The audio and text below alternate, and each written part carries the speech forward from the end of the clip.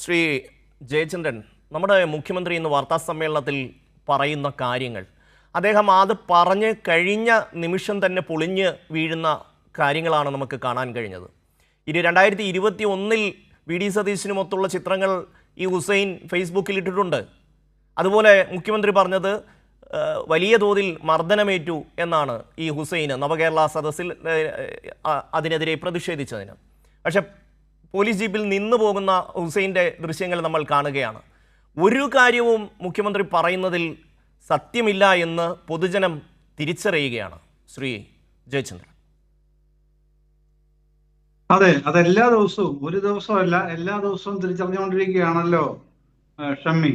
ഇത് പെട്ടെന്ന് നമ്മളെ ഓർമ്മിപ്പിക്കുന്നത് മറ്റൊരു നേതാവിന്റെ, രാഷ്ട്രീയക്കാരന്റെ വിക്രിയകളാണ്. വാഷിംഗ്ടൺ പോസ്റ്റ് എന്ന പ്രഗത്ഭ പത്രം ഒരു ഫാക്ട് ചെക്ക് അനാലിസിസ് നടത്തിയിട്ട് American president Donald Trump first ടേമിൽ ഓരോ ദിവസവും, ആദ്യഘട്ടത്തിലൊക്കെ ഓരോ ദിവസവും 21 നുണകൾ വെച്ച് പറയുമായിരുന്നു. അവസാന ഘട്ടത്തോടെടുക്കുമ്പോൾ അത് 39 നുണകൾ വരെ ആയിരുന്നു. പതിവായിട്ട് എല്ലാ ദിവസവും തന്നെയാണ് പരിപാടി.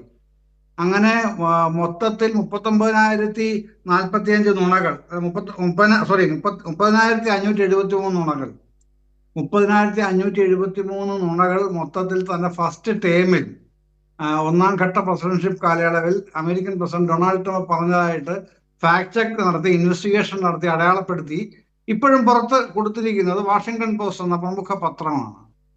ഇവിടെ പക്ഷേ പത്രങ്ങളെല്ലാം വി ഡി സതീശന് എന്താ പറയുന്നത്, സാധാരണഗതിയിൽ നമ്മൾ പറയുമ്പോൾ ഹല്ലേലൂയ പാടുക എന്ന് പറയുന്നത് പോലെ അദ്ദേഹം എന്താണോ പറയുന്നത് അതാണ് ശരി എന്നങ്ങ് സ്ഥാപിക്കാനാണ് വ്യഗ്രത.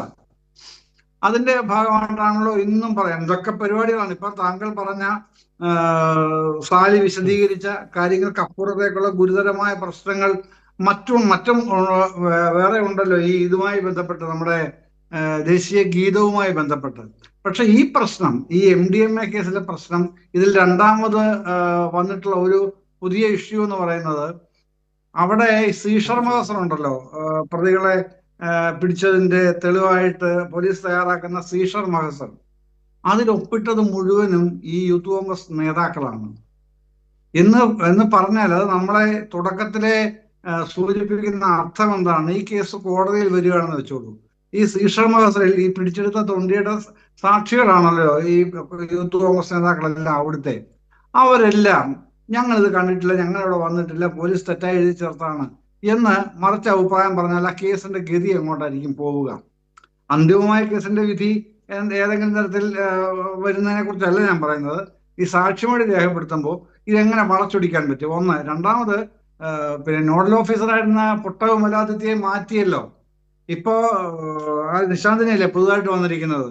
എന്താണ് കാര്യം? ഇതിന്റെയൊക്കെ പുറകിലുള്ള കാര്യം ഊഹിക്കാനായിട്ടും മനസ്സിലാക്കാനായിട്ടും നമ്മൾ പരമ്പരാഗതമായി പറയുന്ന പാഴൂർ പടിപ്പുരയിലൊന്നും പോകേണ്ട കാര്യമില്ലല്ലോ. മുഖ്യമന്ത്രിയെ നയിക്കുന്നത് വളരെ ഈ ഇത്തരത്തിലുള്ള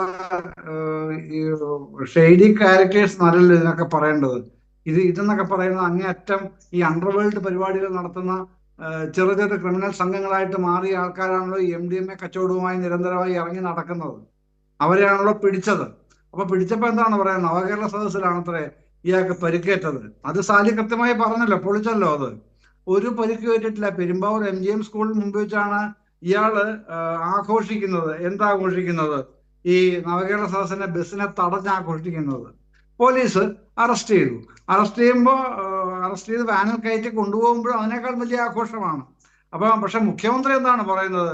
ഗുരുതരമായി മാരകമായി പരിക്കേറ്റ് വീണ് കിടക്കുന്ന ചെറുപ്പക്കാരൻ എന്നൊക്കെ ഒരു മുഖ്യമന്ത്രിക്ക് ഒരു സമരത്തെ പരിഹസിക്കുകയോ പുച്ഛിക്കുകയോ അവഗണിക്കുകയോ ഒക്കെ ചെയ്യണമെങ്കിൽ അതിന് അദ്ദേഹത്തിൻ്റെതായ ഒരുപാട് ഈ വിക്രിയകൾ കാണിച്ചുകൊണ്ടേയിരിക്കുന്ന ഒരു മനുഷ്യനാണ്. കഴിഞ്ഞ ഗവൺമെന്റ് കാലത്ത് നമുക്കറിയാം, കേന്ദ്ര വിരുദ്ധ സമരത്തിലെ അടക്കം.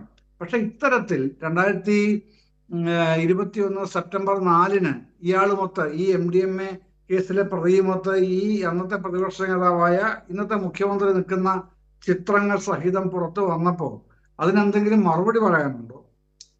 അല്ലെങ്കിൽ മാധ്യമങ്ങൾ എന്തെങ്കിലും ചോദ്യങ്ങൾ ചോദിക്കാനുണ്ടോ? ഒന്നുമില്ലല്ലോ. അത് എന്താണോ സതീശൻ പറയുന്നത് അതാണ് വേദവാക്യം എന്നുള്ള നിലയിലാണ് പിന്നീട് അത് മറ്റൊരു ചോദ്യത്തിന് വിശദീകരണമായിട്ട് ദേശീയ ഗീതത്തിന്റെ കാര്യത്തിൽ പറയുന്നത് അങ്ങനെ പ്രസിഡന്റ് ഒപ്പിട്ട് അയച്ചു അത്രേ, നിയമമായത്രേ. അങ്ങനെ പ്രസിഡന്റ് ഒപ്പിട്ട് അയച്ചാൽ നിയമമാക്കാൻ കഴിയുന്ന ഒരു സംഗതിയാണോ ഭരണഘടന പരമായി തീരുമാനിച്ച ഭരണഘടനയിൽ ഉൾപ്പെടുത്തിയിട്ടുള്ള ഈ പറയുന്ന ദേശീയ ഗീതത്തിന്റെ ആലാപനം എന്നുള്ളത് മറ്റൊരു പ്രസക്തമായ ചോദ്യമായിട്ട് അവിടെ നിൽക്കുന്നു. ഇങ്ങനെയുള്ള ഒന്നിലധികം കാര്യങ്ങളിൽ നിരന്തരം ഉരുണ്ട് കളിക്കാൻ മാത്രമല്ല നിലപാടുകളിൽ മലക്കമറിച്ച് നടത്താനും ഒരു മടിയും ഇല്ലാത്തൊരു രാഷ്ട്രീയ നേതാവായിട്ടാണ് ഇദ്ദേഹം മാറുന്നത് എന്നുള്ളത് തീർച്ചയായും അത്